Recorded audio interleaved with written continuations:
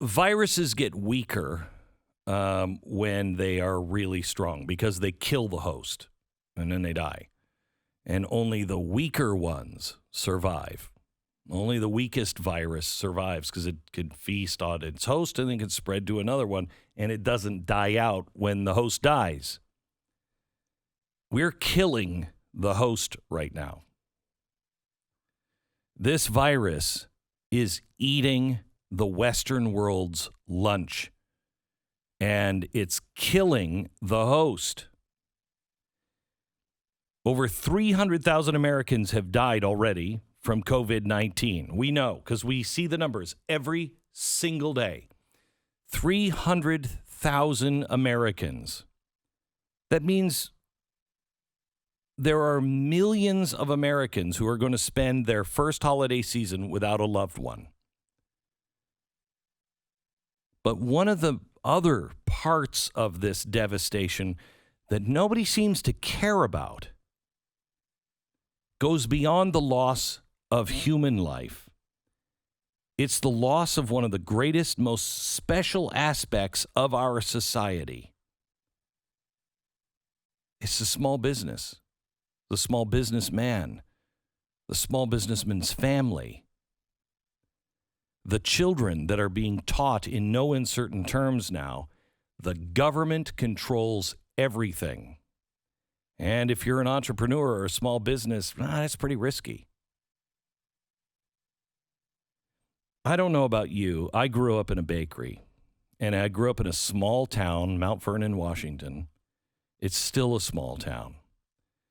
The Carnation plant used to be down at the end of the street, the milk processing plant, and it still had the steam whistle at noon every day. It was a special place that had mom and pop stores because everything back then was mom and pop. Yes, we had Sears and J.C. Penney's, but everything else was locally owned. And there were special places.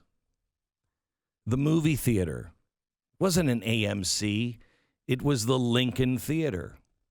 It was an old silent movie theater that was just this relic. And I remember seeing Star Wars there.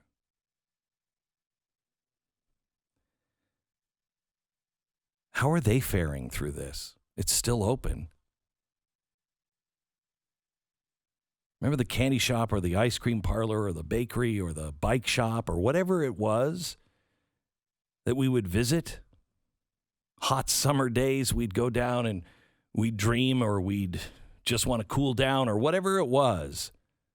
That special restaurant you went to only on birthdays, and that was the day your mom would say, okay, you can have soda.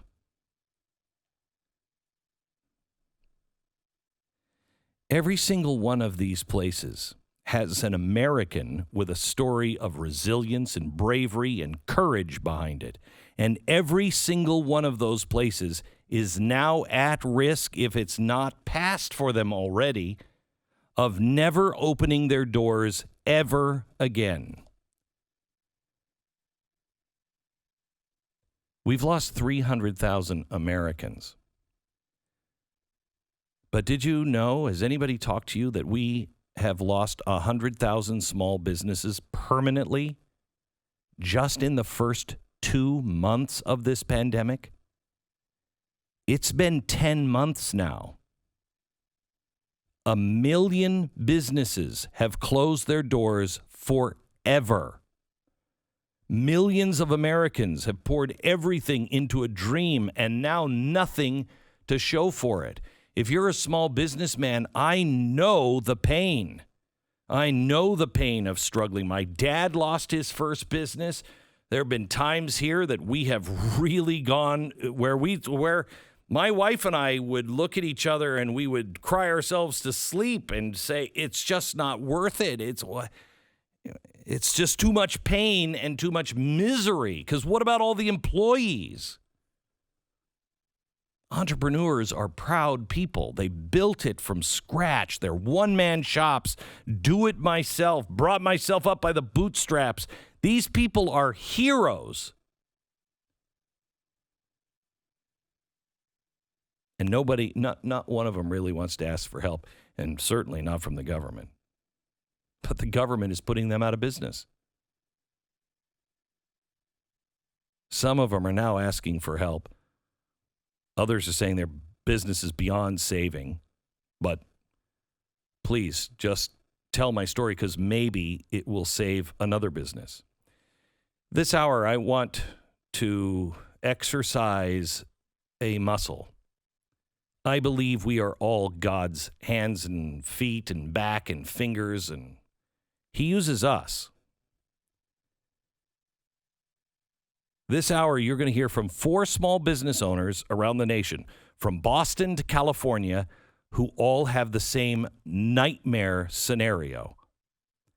Their stories are different, but the success of their business all relies on the decisions of a common enemy, the city and state leaders who seem almost adamant that small business is so important to communities around the nation.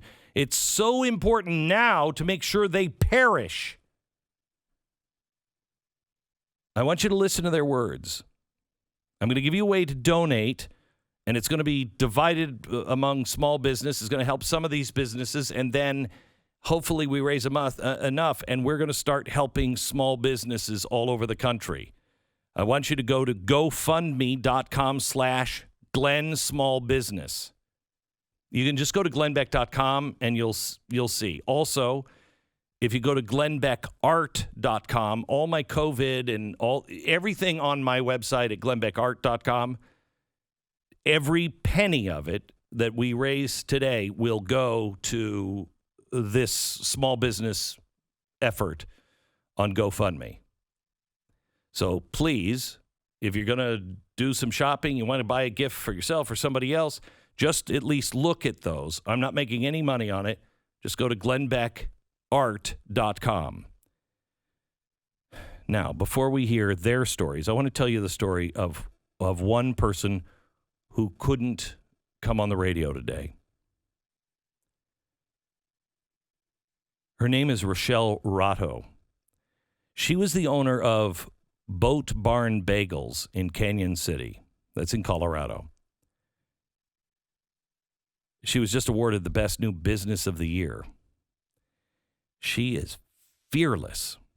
I mean, she would whitewater raft, skydive, camp out in the Colorado mountains where, I mean, you could be eaten by a mountain lion. What are you, crazy? National Guard. 2 children. This best new business of the year, month after month after month, was getting worse and worse and worse. It was dying each day just a little bit more. A cruel sort of death for this business. And after months of crippling financial stress, watching her business die, Rochelle took her own life. Best new business. She did it. She was an explorer. After 9 months, I can't do it anymore. Sherry Rogers, her mom, addressed the Canyon City, Colorado leaders a week later. Listen. The financial toll to her was huge. And it's my opinion that she's a casualty of COVID. She loves this town. She just couldn't take it anymore. She tried. She couldn't take it anymore. So my very last thing is, there's probably people in this room that have said, I can't take it anymore. I don't know that I can stand up to this anymore. Business owners who are at their last dollar or their last, whatever. And I just want you to reach out to others. That's what this is about. Sherry wrote an article on Facebook. If you happen to be watching the Blaze, she's just a normal person. She's somebody, her mother is just somebody that you see every single day. She wrote, I'm trying to live life without my daughter in it. It's not possible. I see her everywhere. I'm still not able to articulate how she completed me as a mom, how every day she was woven into my existence, always a part of my thoughts and plans, always wanting more time with her. I used to sing, "You are my sunshine," even when she was an adult. She will forever be my sunshine, a gift from God that blessed me beyond measure. The thriving new business of the year, Boat Barn Bagels, is gone. More importantly, Rachel is gone forever. And we can either take her story and fall into despair, because these stories are not uncommon and they are happening in our own families.